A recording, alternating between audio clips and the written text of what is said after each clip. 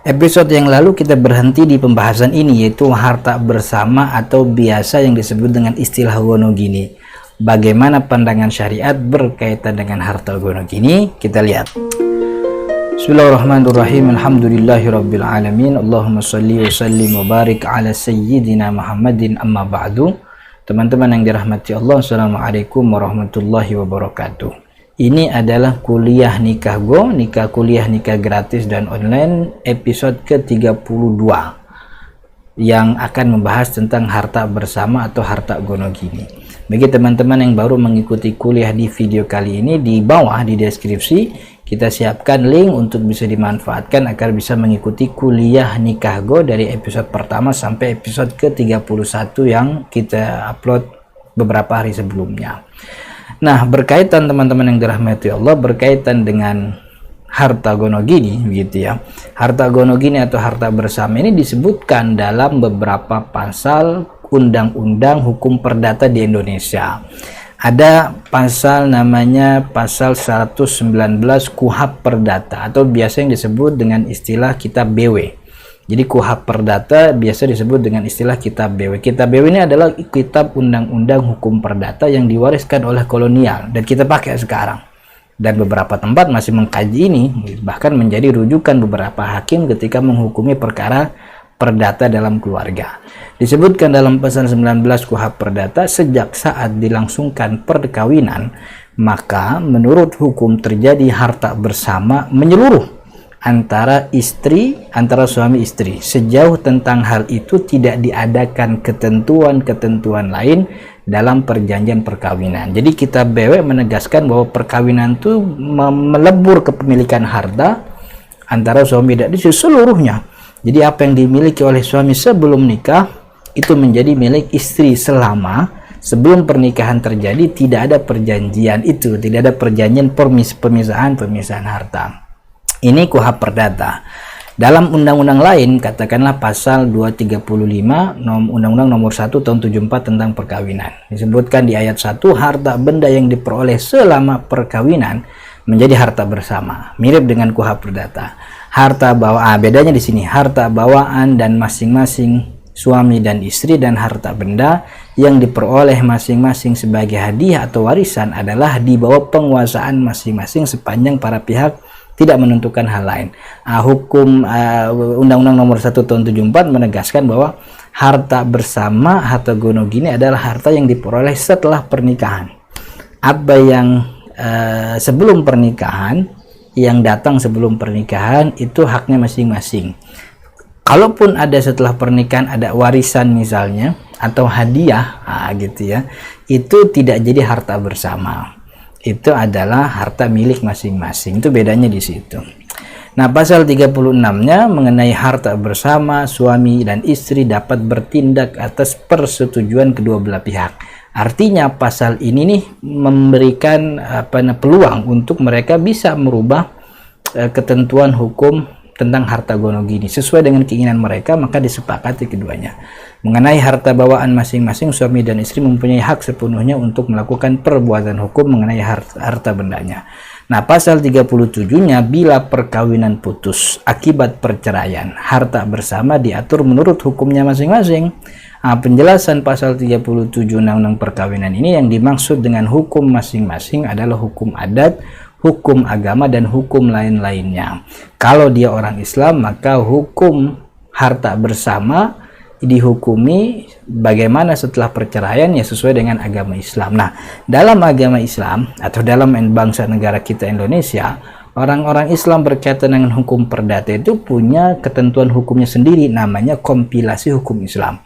Jadi tidak berlebihan kalau kita katakan kompilasi hukum Islam adalah hukum perdata yang biasanya dirujuk oleh para hakim agama berkaitan dengan hukum perdata bagi orang-orang muslim.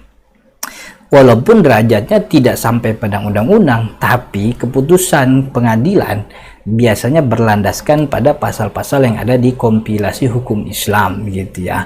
Nah, bagi teman-teman yang belum tahu apa itu kompilasi hukum Islam itu adalah proyek Mahkamah Agung dan Kementerian Agama yang untuk melakukan nasionalisasi hukum tahun 1985. Jadi tahun 1985 dibuatlah SKB, Surat Keputusan Bersama antara Mahkamah Agung dan Kementerian Agama untuk membuat nasionalisasi hukum. Artinya hukum Islam dinasionalkan, dibentuk dengan pasal-pasal.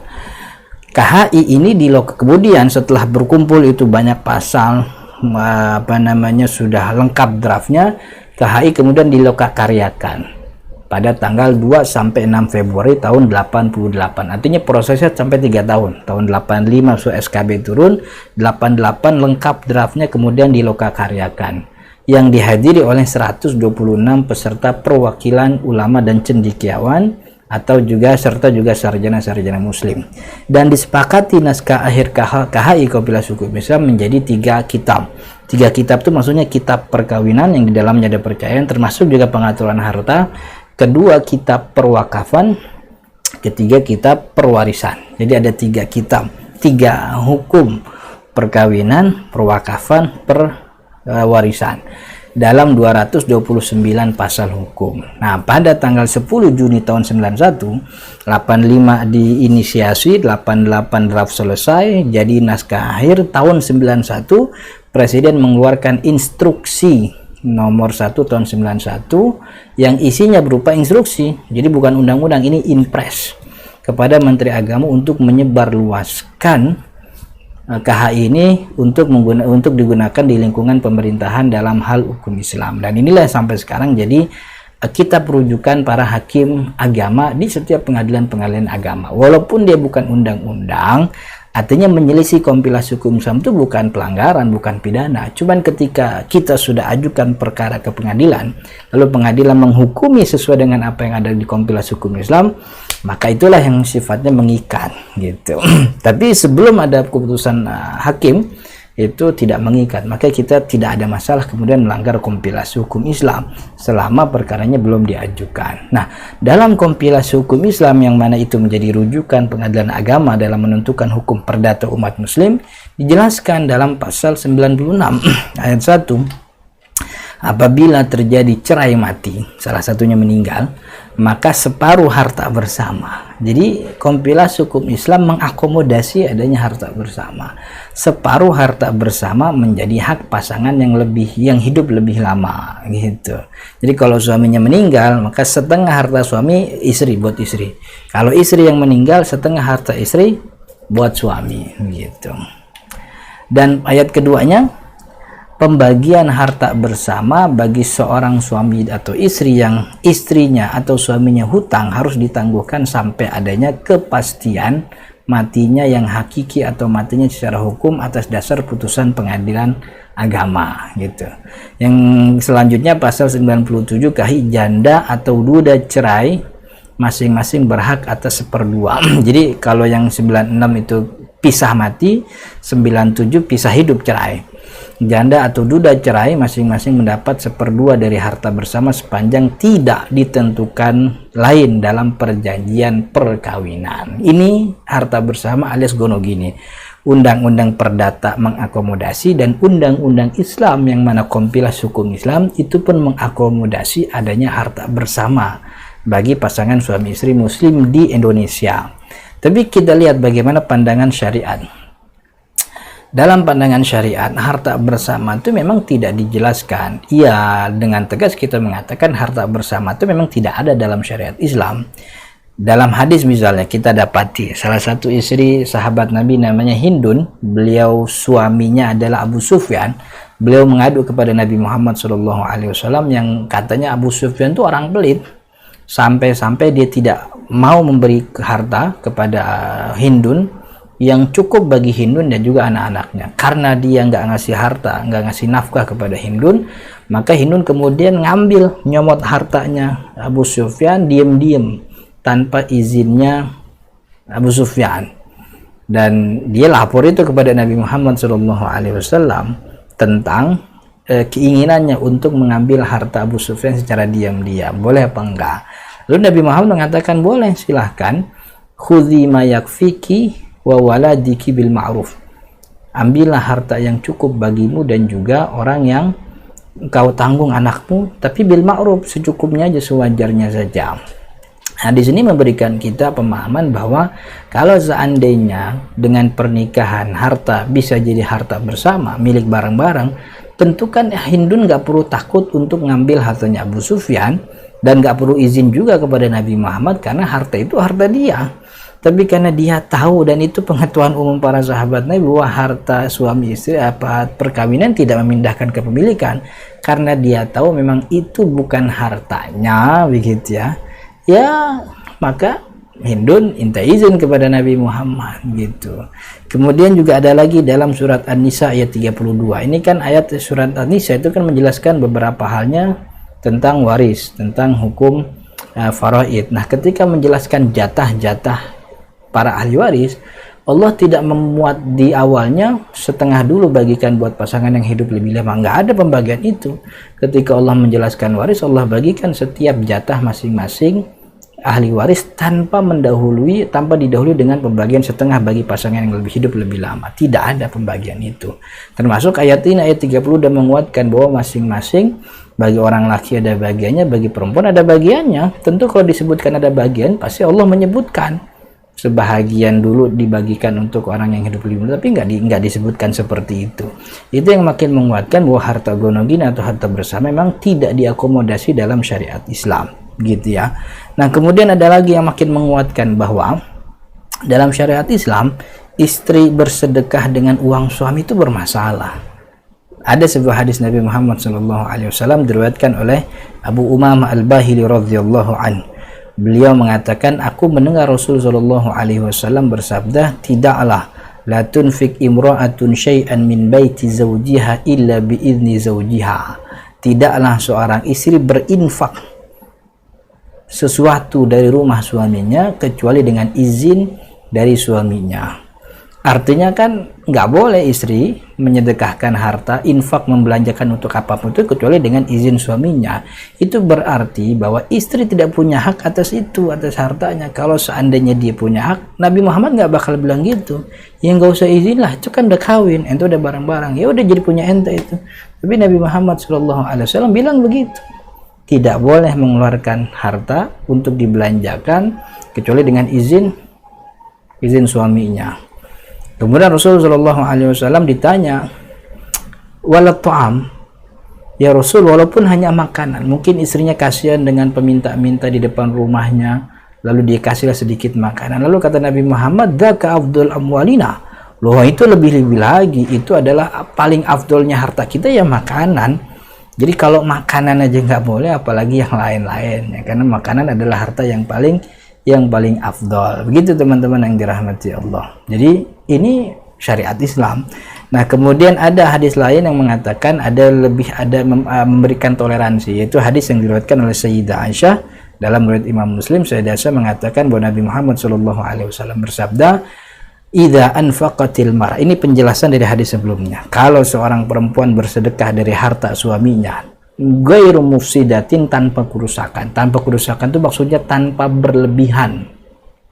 Jadi ya sewajarnya lah, kalau ada orang minta-minta ya dikasih 5.000, 2.000, itu kan sewajarnya, tidak berlebihan.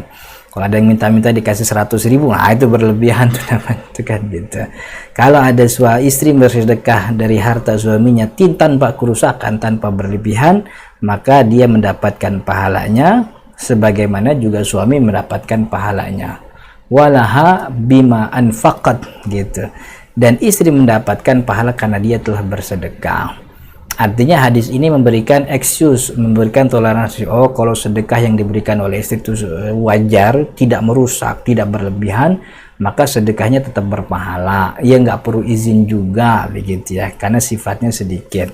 Maka itu atas dasar hadis ini Imam Nawawi dalam kitabnya Syarah Sahih Muslim menjelaskan bahwa ada dua izin yang harus dilakukan atau harus diketahui. Izin yang pertama, izin yang jelas, yang sharih dalam pemberian nafkah dan juga sedekah. Dan izin kedua, izin yang bisa dipahami. Artinya suami memberikan izin kepada istri itu ada dua jenis. Pertama, izin yang sangat sharih, si suami langsung mengucapkan kepada istrinya, itu izin untuk bernafkah dan sedekah, gitu. Kemudian izin yang kedua, izin yang bisa dipahami tanpa perkataan, sebab kebiasaan dan kemakluman, seperti memberi pengemis atau juga umroh, dia ngeluarin harta untuk umroh, atau segala hal yang menjadi kebiasaan yang mana bisa diketahui ridho suami. Artinya ada hal-hal yang kita nggak perlu izin, istri nggak perlu izin kepada suami, karena itu sesuatu yang biasa dan lumrah gitu, sesuatu yang biasa. Justru kalau diminta izin, istri malah nanya, lu ngapain izin kan gitu.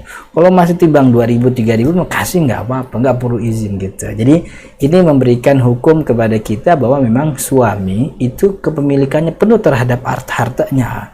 Artinya istri tidak serta-merta kalau dia jadi istri berarti harta suami jadi milik dia semua. Karena itu dalam syariat mengatur nih bahwa istri tidak bisa bersedekah langsung dengan harta suami kecuali dengan izinnya. Kecuali tentu dengan harta-harta yang sifatnya sedikit. Itu kan membuktikan bahwa pernikahan itu tidak memindahkan kepemilikan. Kalau pernikahan itu memindahkan kepemilikan harta suami dan istri, tentulah Nabi Muhammad tidak mengatur itu, dan para ulama pun tidak memberikan batasan itu. Tapi para ulama memberikan batasan. Itu membuktikan kepada kita bahwa harta suami dan istri tidak melebur jadi satu. Suami punya hartanya, istri juga punya hartanya sendiri. Ini berkaitan dengan harta gonogini, harta bersama. Maka itu kalau memang ingin ada harta bersama dalam keluarga, tentu syariat membolehkan dengan catatan ada kesepakatan di awal, dan itu disaksikan oleh orang ada saksinya gitu, agar nanti ketika terjadi perceraian, surat yang sudah ditandatangani oleh keduanya atau disepakati itu menjadi bukti bahwa memang kepemilikan harta mereka diakui secara bersama karena ada kesepakatan di awalnya. Tapi kalau tidak ada kesepakatan di awal, maka kita kembali kepada hukum syariat Islam, bahwa syariat Islam tidak mengakomodasi adanya harta bersama atau harta gonogini. Mudah-mudahan ada manfaatnya. Insya Allah kita lanjut di episode yang akan datang. Dan jika dirasa video ini bermanfaat, mohon dukungan untuk subscribe sekaligus menyebarkan video ini ke teman-teman yang lain. Hadanallahu wa iyyakum ajma'in. Assalamualaikum warahmatullahi wabarakatuh.